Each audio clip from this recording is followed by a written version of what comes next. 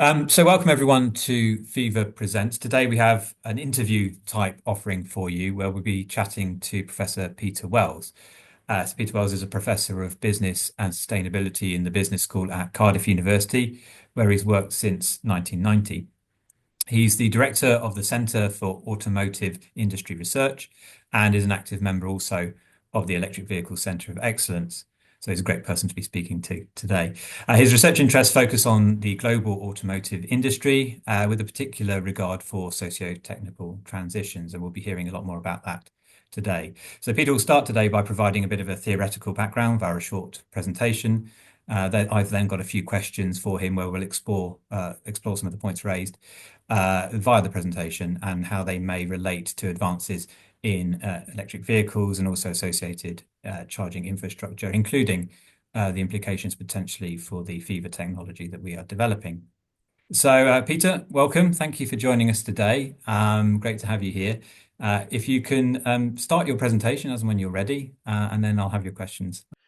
Okay, so yeah, today I'm going to give a very short presentation on innovation and socio-technical transitions, and particularly as it relates to the automotive industry and the kind of interest that Viva as a group has. And so I'll start with a brief background on transitions in general, and then kind of give you a framework which is typically used when scholars are using this theoretical lens to understand change. And essentially, it's all about trying to work out or get a clearer understanding of the ways in which innovations, particularly technology innovations, permeate society and thereby change society. But also, of course, those changes aren't one way. In other words, as technologies permeate society and become more embedded and more important, so actual social uses and practices can influence the direction of change for that technology, the ways in which it develops and so forth. So it's very much about innovations. That's the basis of this research, but it's also, in general, a lot of this research has been historical in nature. In other words, it's people looking at how previous technologies have emerged and become important in our societies, and from that, try to understand the mechanisms whereby new or current technologies may change in the future. So the core concept is the idea of a socio-technical system, which are understood as being kind of key actors in the world around us, the technologies with which they are involved, and the institutional settings that determine a lot of our social and daily life practices. So I've given you a brief reference here for Kanger and Scott, who have talked very much about this. There is an enormous literature in this area. In a way, the kind of key starting point is this approach developed by Frank Heels and published in 2002, in which he described and explained the emergence of alternatives to sail in shipping. So there we are, they're typical application for transitions, in this case, in the realm of shipping and mobility. So this, again, historical study looked at trying to understand how alternatives to sail, particularly steam, emerged first as a niche and then grew over time to displace the use of sail. Now, bearing in mind that this particular diagram is actually underwritten, so to speak, by a very well-established concept, which is the S-curve of market development, whereby products become initially small scale within a market, and then over time they grow. They may grow quite rapidly in the growth phase in terms of capturing more and more market share, and then eventually that growth tails off. So there's a process of change over time, and that time can be pretty extended. I mean, the transitions community, when they were looking at some of these early phases, identified transitions running over a period of around 60 to 80 years. So these can be quite long run processes. One of the key considerations now, of course, is the need to accelerate those transitions, a point I'll come back to later. So we have some key concepts. I won't talk about them all today, but I will talk about the multi-level perspective because that's a very popular way of thinking about transitions and the key stages in the transitions.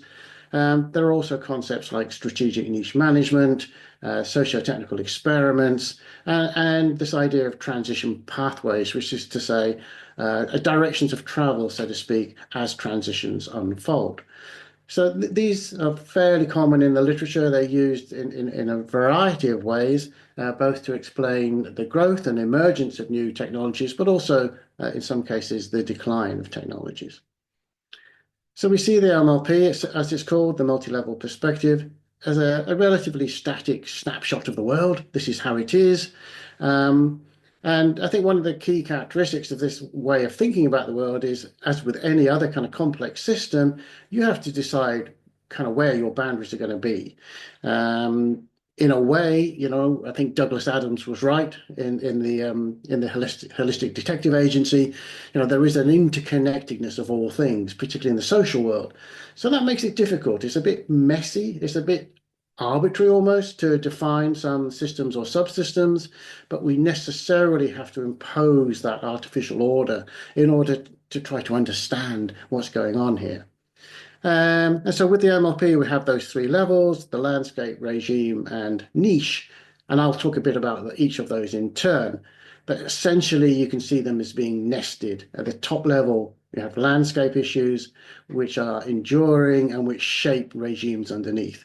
The middle section, the regimes, are the world as we know it. And then niches are emergent areas of change.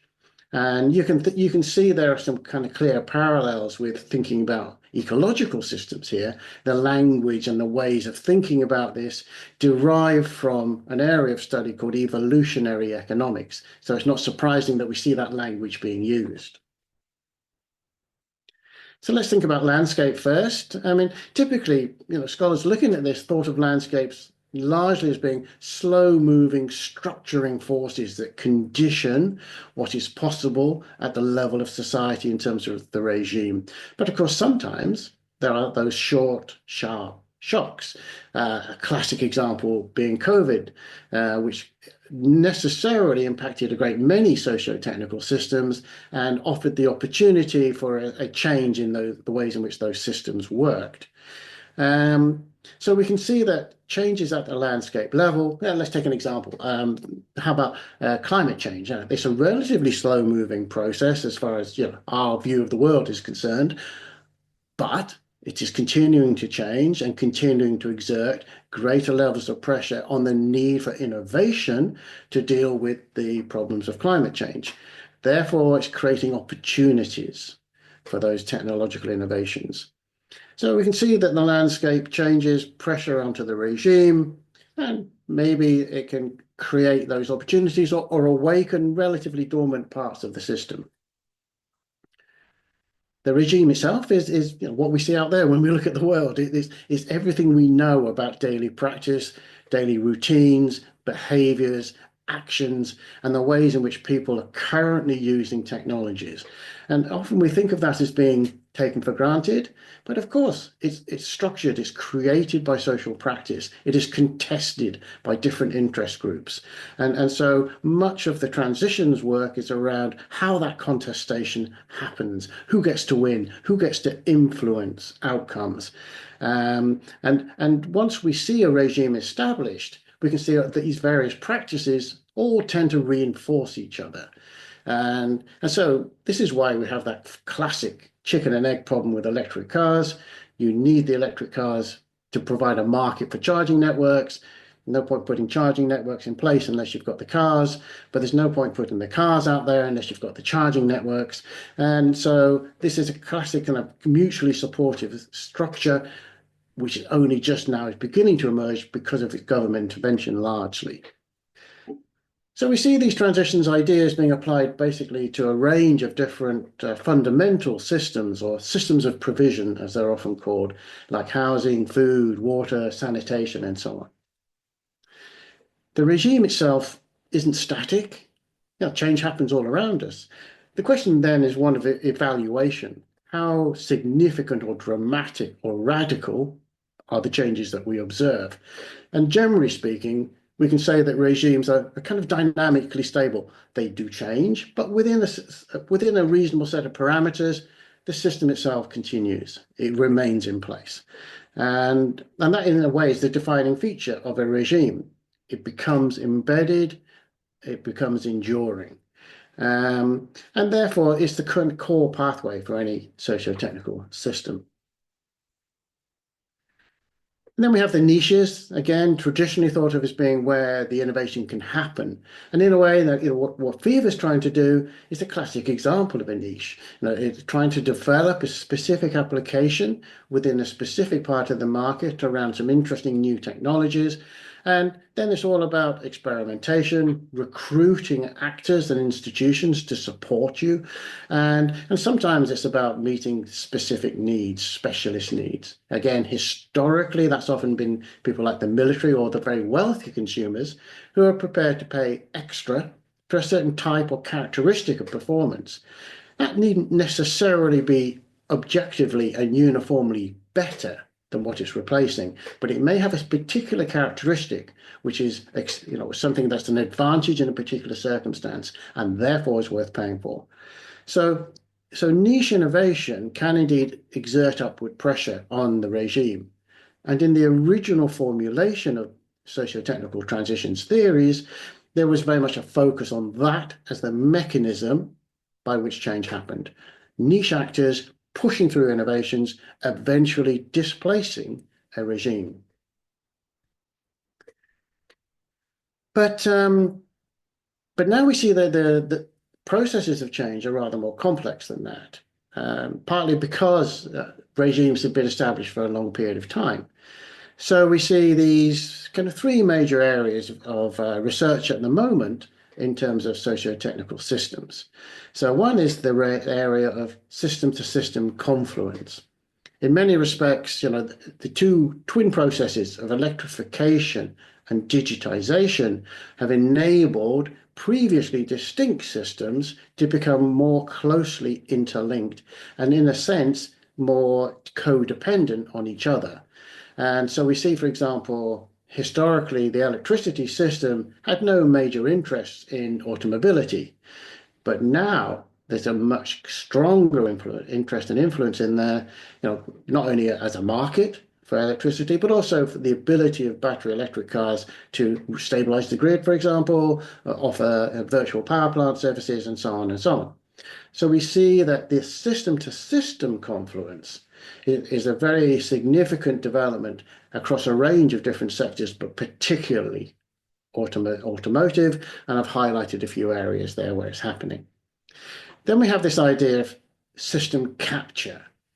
Now, this is slightly more nebulous, shall we say, more difficult to see and explain and observe. But I think here what I'm trying to identify is the way in which embedded regimes capture some of the more revolutionary aspects of potential niche emergent technologies, but in so doing, they manage to prevent the kind of radical overhaul that those new technologies might help stimulate. And here I'm thinking about the ways in which the automotive industry as a whole has managed to absorb electrification as a process of technological change without fundamentally altering either how cars are made or how they're sold or indeed how they're used. And indeed, the whole thrust of electrification in the automotive industry has been to try to ensure that it's a seamless transition from one to the other. So I think that's a very important aspect of transitions at the moment and is only just being kind of studied. And the final area just to highlight is this question of system stability against the need for accelerated change. So a lot of research says, yes, we have to change more quickly. We can't wait 60 to 80 years to address the current problems of climate change. So a lot of interest in accelerating change. And yet at the same time, as we saw now with the emergence of the Trump administration in the United States, it doesn't take a great deal for those change processes to be diverted and essentially halted in their tracks, or at least significantly slowed down. So we see these destabilization strategies of trying to push electrification are being met by attempts to slow the process of change. And this is what I mean by temporal strategies. Yeah, lucky you. You can read all about it in my latest book. Obviously, a must-read tome for all of you. But apart from that, there's a huge amount of research in this area that overlaps into your areas, and I think there's a lot of potential for synergy and shared interests. Thanks ever so much for your presentation there, Peter. Really good insight into the theory, which is sort of underpinning your research and your interests, and which will bear relation to a few questions that I got for you right now, if that's okay. Yep. Um, so I think the first thing, I mean, towards the end of your presentation there, you were sort of talking a little bit about some of um, the battles, I guess, which go on around sort of advancement of technology, resistance to change, and things like that. So I've got a couple of questions which relate to those things.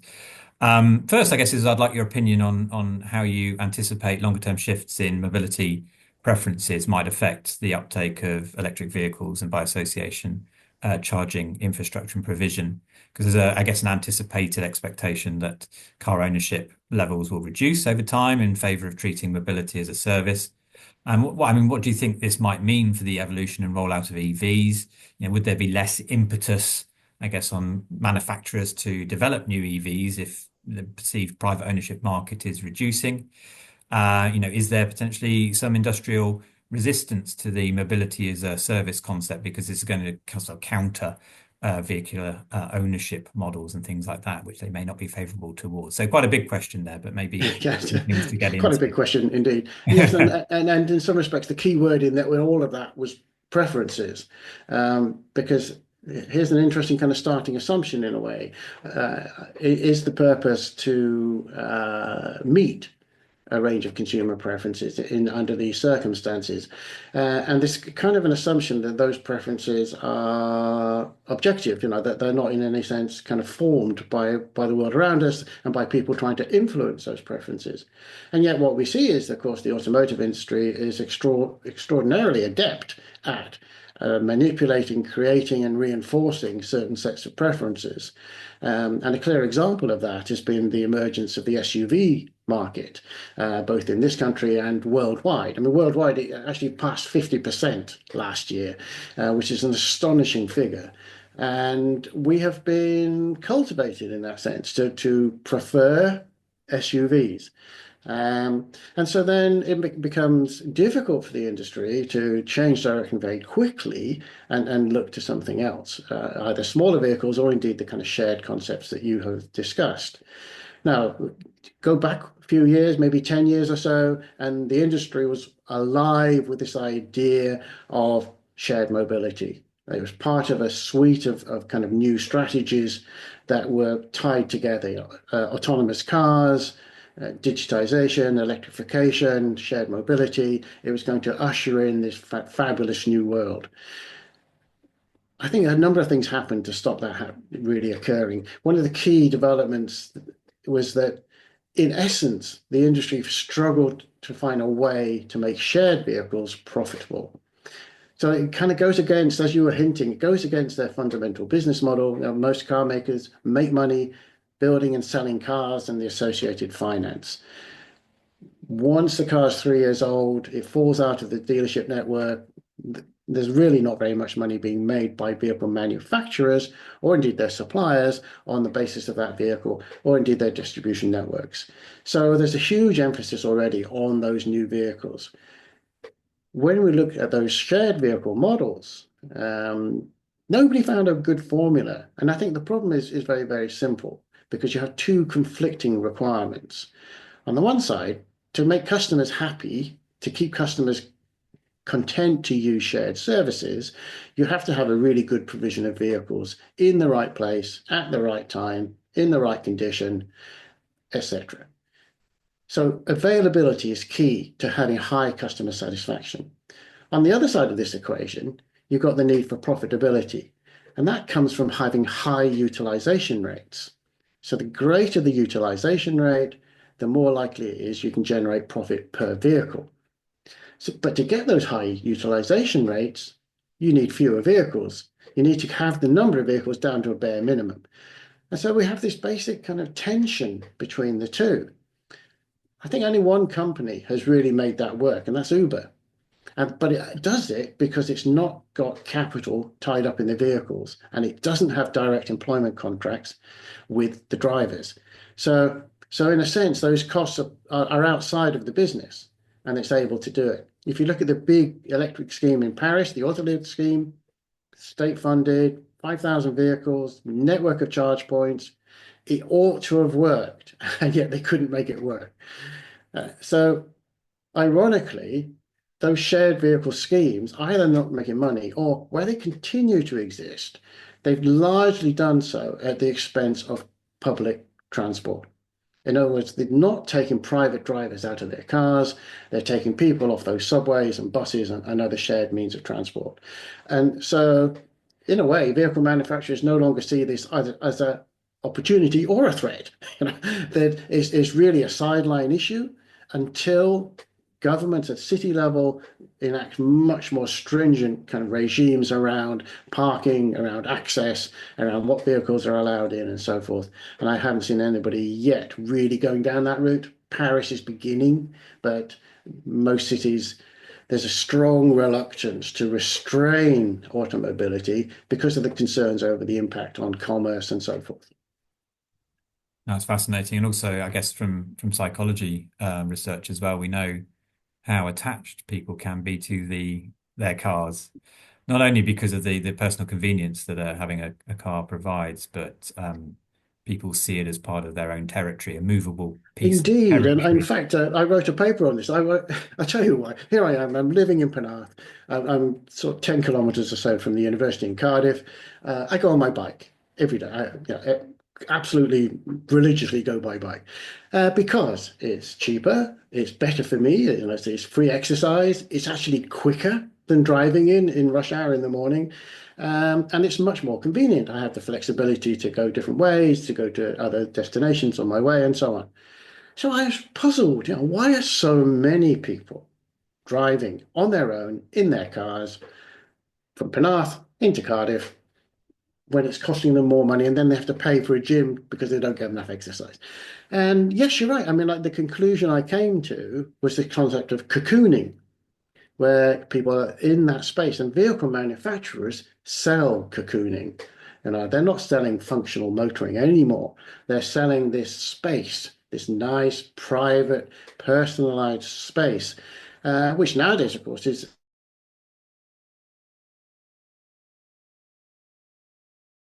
get all sorts of interconnectivity from inside your vehicle.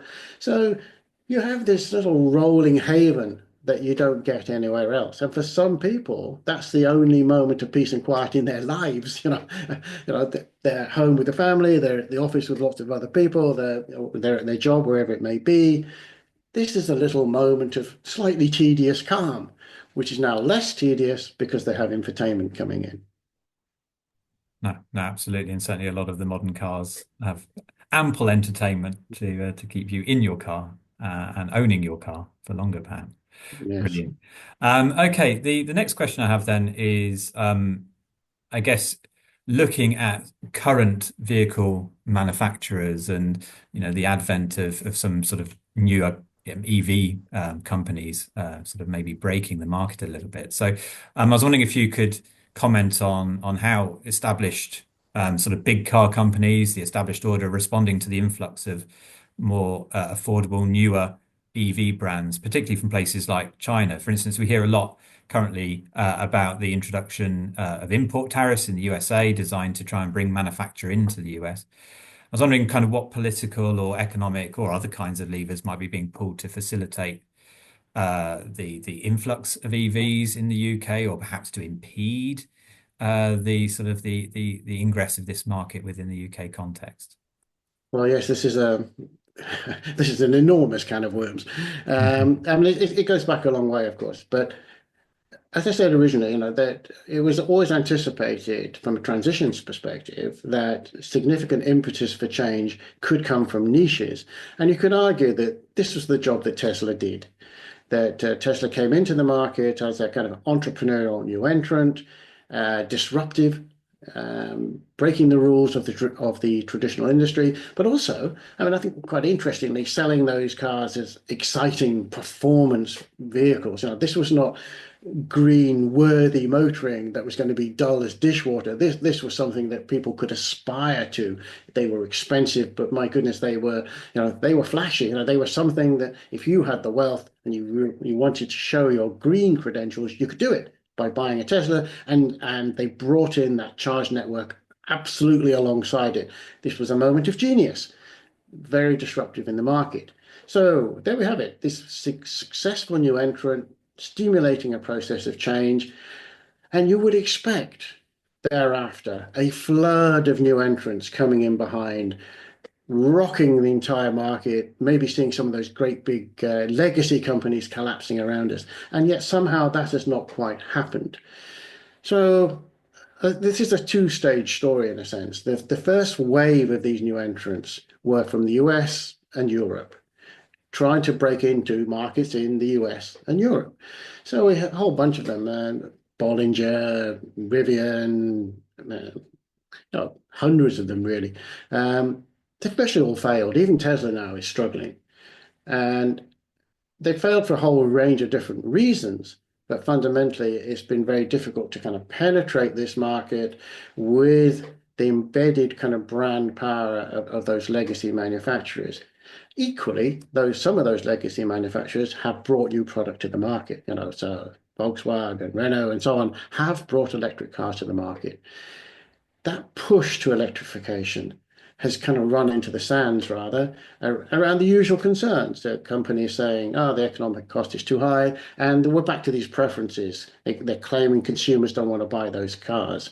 Well, consumers don't want to buy an Audi Q8 electric at £100,000. This is a car that weighs 2,700 kilos. The battery is 700 kilos on its own. It's too much. It's far too much expense. It's too big a vehicle. It's not something that everybody really wants and needs. So now let's look at China. China pursued an electrification policy very early on because they understood that in competition with Europe, America, and other places, they needed that edge. They needed some leading technology competence. And that's not just in the cars. That's in the ways the cars are designed and built. It's in the backwards supply chain. It's the whole piece. So China has gone electric faster in scale more than anywhere else. Yes, Norway has more electric cars in percentage of market share, but it's a tiny market. China is a huge market, electrifying rapidly, bringing many companies into play. Yeah, I expect over the next few years, a good number of those will disappear. They'll be absorbed, they'll collapse, they'll fail, but out of it are emerging some really strong contenders. And the response from Europe has been, how can we put this, disappointing. At the moment, the whole thrust of the European strategy appears to be let's buy some time by making these vehicles a lot more expensive or compelling those companies to invest in Europe. That both of those will take time. And in the meantime, consumers are being denied the opportunity to buy a range of cheap to buy, cheap to run, affordable, reliable, robust electric cars that suit their real market needs. So I think this has been a problem for the European Commission. It's been a problem for European politics because essentially we can see the legacy companies have not yet really created market products that the market wants. So now we're at this crucial tipping point, and I do see that the European industry, is asking for more time again on meeting its carbon emissions reductions. It's done this for 20 years. People are running out of patience, not just at the Commission level, but also more popularly. There's an understanding now that the Chinese can supply these cars. And, if European car companies can't do it, then frankly, the European car companies aren't much use to us. So we're going to see something of a changeover. We're seeing it already. Volvo being bought by Geely was one of the early steps in this direction. MG being part of SEAT was one of those early steps in this direction. We'll see more. The Barcelona plant of Nissan is going to be taken over by a Chinese company. Volkswagen is even talking about selling or leasing some of its plants to Chinese companies. Either we do that, or these car companies are going to struggle to survive at all. So that kind of regulatory shift that focus, that change in direction is something which I think is kind of almost impossible to stop. Now, then you see all of this going on, and Trump turns up. And they think, whoa, and throws a whole series of curveballs into this discussion around building cars in America and not allowing exports to America without a 25% tariff or more, um, and a whole range of different measures, not just aimed at Chinese companies, but aimed at any companies, including European. And this is where the European strategy of shifting up market and selling those premium vehicles, including premium electric vehicles, has come unstuck because Trump has now taken away that thrust towards electrification. And with these kind of tariffs and things, those premium cars in any case will become incredibly expensive. And he's on record as saying he doesn't care. It doesn't care if American consumers have to pay more by buying a car that is not built in America. Quite how this is going to work is not entirely clear because it takes a little while to adjust entire manufacturing systems and supply chains into building those vehicles. And of course, a lot of companies have invested huge amounts of money towards electrification. I mean, imagine you're Volkswagen, for example, they've just invested several billion euros into building an electric battery factory in Canada. Now they're facing tariffs.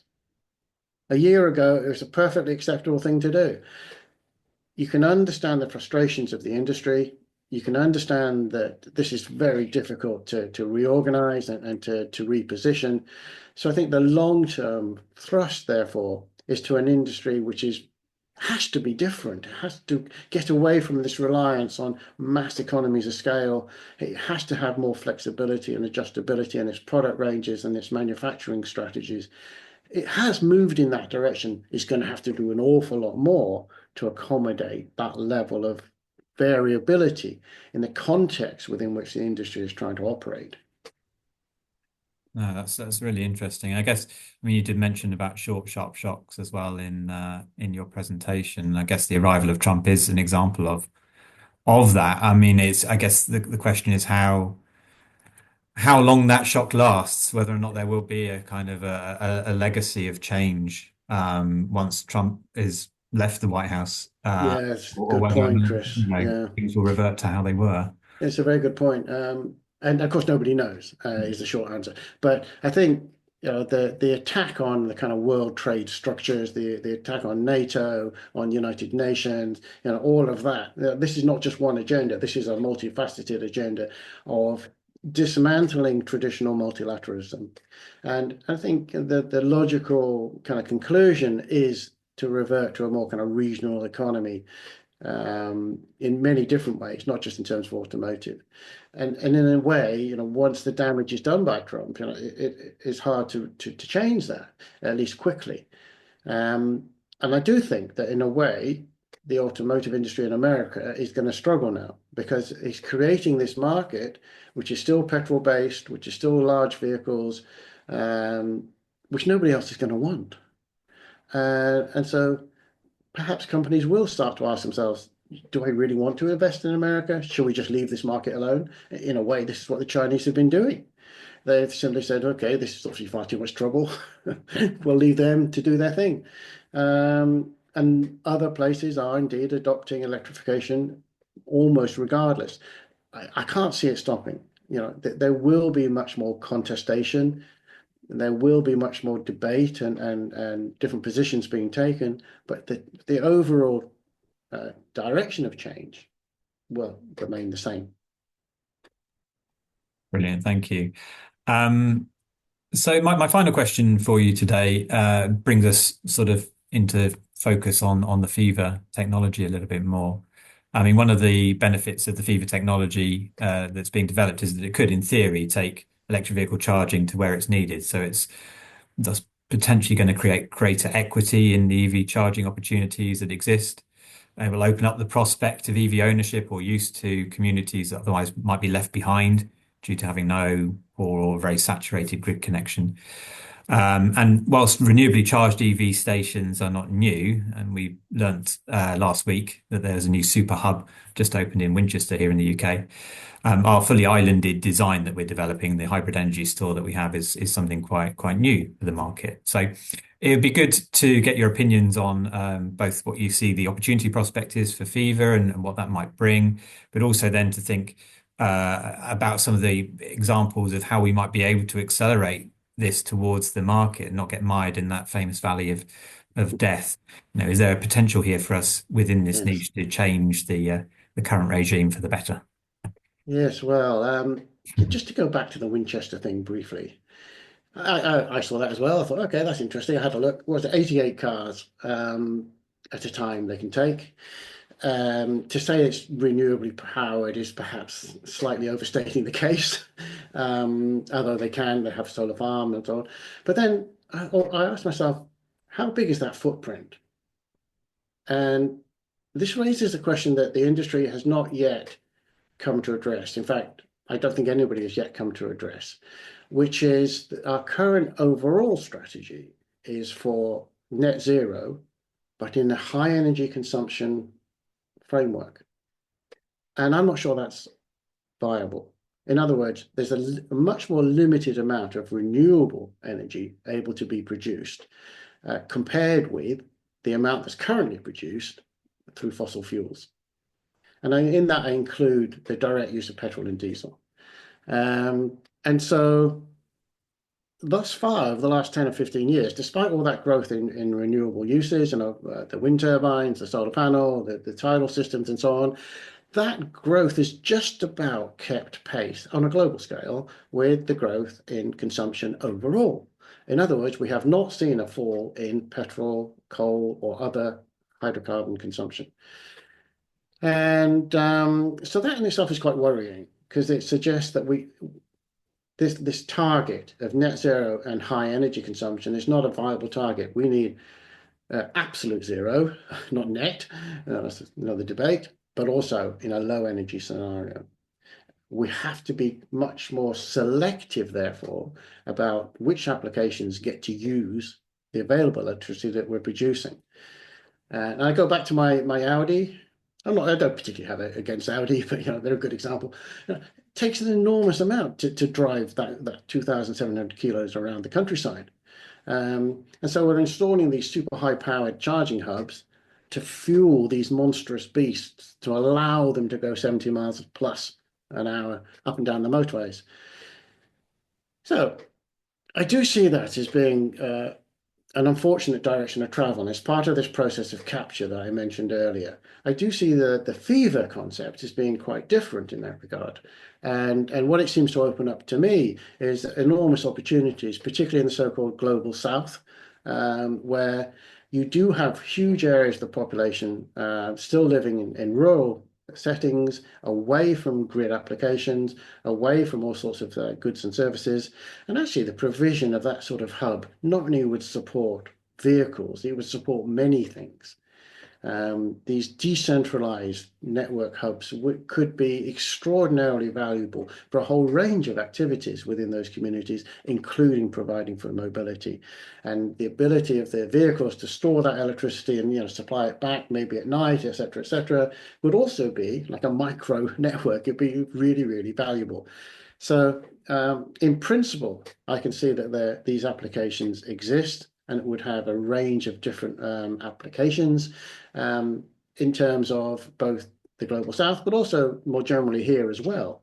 I mean, we still have a problem with grid deserts. When I drive my electric car about the place, it's still not straightforward, particularly in parts of the rather more beautiful parts of rural Wales. You get there thinking, this is lovely. How am I going to get home? But the communities living in those places are also facing that sort of dilemma. And so, yes, these sort of more almost pop-up solutions, low capital cost, great flexibility, fantastic way of resolving the need to run great big expensive power cables across the countryside, et cetera, et cetera. There's a huge amount to be said for this. I think the question in my mind, however, goes back to this this question of continuity in the industry and continuity in our lifestyles. And this idea that, yes, well, we can have all of this electricity and we can supply it wherever we like by our traditional overland cables and so on, and that will be a sufficient solution. I don't think it is a good solution, but it's one of those areas of contestation. There's some big, powerful influences behind this sort of continuity, and concepts like fevers come up against that to some extent. No, it's fascinating when you sort of talking there. I mean, there's a number of different routes, I guess, to deploying the fever technology. We have within the group considered, the concept of actually creating like a little smart grid system in areas that don't currently have the technology. So it's expanding beyond the original remit of the technology. But as you say, I think our main focus currently is very much embedded in current use practices around mobility, around the use of cars, and how we can play a role in supporting that current system, and whether or not that is, maybe to our detriment in some regard. I mean, the technology that we have, it has limited capacity currently. I mean, because it doesn't have a grid connection. I mean, it could have a grid connection, but But you never know, you see, Chris. I think this is one of the interesting things about technology. You have a brilliant brain. Obviously, you've got lots of great engineering ideas. The whole team have come up with this concept. You put it out there, and they're going to do something different. You know, Mhm. and that's the joy of it in a way. Mhm. Even something as profound as the internet, developed for military communications. Now people are sending pictures of their cat to their mother. It's you never know what people are going to do. So I do see this as a really interesting kind of enabling package. Mhm. Obviously the clear focus is on automobility, and Mhm. there's a huge need there. Um, but I don't know if you extend as far as agricultural kind of mobility and some tractors and so forth. But there was an interesting study done by somebody here in Cardiff University looking at electric mobility on the farm in Glastonbury, Mhm. where the festival was held. So they've got some electric Land Rovers and converted, obviously. And yeah, really interesting, to see how using solar primarily could significantly reduce their energy consumption, and particularly during that kind of peak time around the festival, they were able to use the vehicles as proper service vehicles over much of that site for most of that time, purely from renewable. So really interesting, sort of rather specialist niche application, but something that speaks to the kind of concepts that you're talking about. And it doesn't take a great leap of imagination to think about many other settings where you need actually kind of small scale agriculture equipment, which doesn't need huge amounts of power, but needs that something. This would be a very nice way of doing it. You think of all those little Kubota tractors that you see in Japan, especially designed to run up and down those very narrow kind of terraces that they do their farming on. They're brilliant for a battery application. And that could be rolled out across many different locations. Or you think about the ways in which sheep farmers have to rock across the countryside in their ATVs. Again, brilliant application. Lots of interesting things could be done there. Or rescue and recovery services. Another one, really, you might need to be able to take some of that kind of charge equipment with you in order to affect some sort of rescue or recovery operation. So I do see it as being um, hugely full of opportunities. It's just once you've got that coherent system put in place. And I mean, by the sounds of things, it sort of implied, I guess, in your answer there, that maybe part of the key to the success of a new technology like this is to think about the flexibility of its application. So rather than just sort of quite bullishly go in one direction, saying, no, we're doing automobility and that's what we're doing, actually thinking about the concept in different regards, that's a route to avoiding this valley of death, or at least traversing it more safely. Yeah, traversing it more safely, I think. Yeah. Yes, and you can imagine. I've seen some shared bike scheme systems using solar. At least as a partial power source. Again, interesting set of applications. I mean, electrifying a bike is quite an efficient way of getting some mobility to people. And again, in those small distributed communities, those more isolated communities, the need is greater and the opportunities are greater. So, yeah, in a way, obviously, you have to prove a concept. You have to show that this is going to work, and showing an automobility application is a great start, but it's one of the most demanding.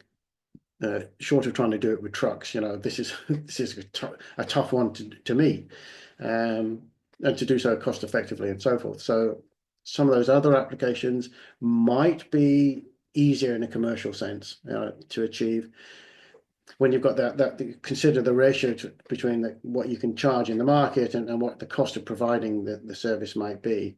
This has been one of the reasons why electric bikes have been so popular. That there was in China, there was no official electric bike program. There was no government money thrown at this. And yet, over a period of 10 years to around the mid 1990s, no, a bit later than that, mid 2010s, it became a huge market. They were selling 20 million electric bikes a year with zero subsidy and zero state support. And that's because it's such a natural application. It's so easy to electrify a bike and make that bike kind of better from a consumer perspective. I think with cars, it's more challenging. You're always going to compare it with a petrol or diesel car with bigger range and lower cost and blah blah blah. Whereas if it's on an electric bike, you're charging it with pedaling. You're thinking that's your comparator. So you think, okay, well, at least I don't have to work so hard, and it gives you something, and it gives you quite a lot of range. So yeah, I think there's once you've cracked the kind of core system, how it then evolves into applications and markets is actually full of interesting possibilities. One of them clearly is automobility, but others could also emerge. Excellent.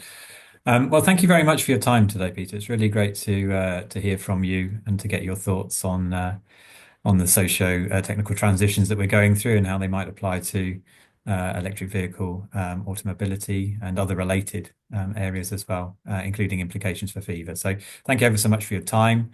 And to people who are watching, look out for other Fever Presents output via our website and also via our LinkedIn page. So thank you. Pleasure. Take care.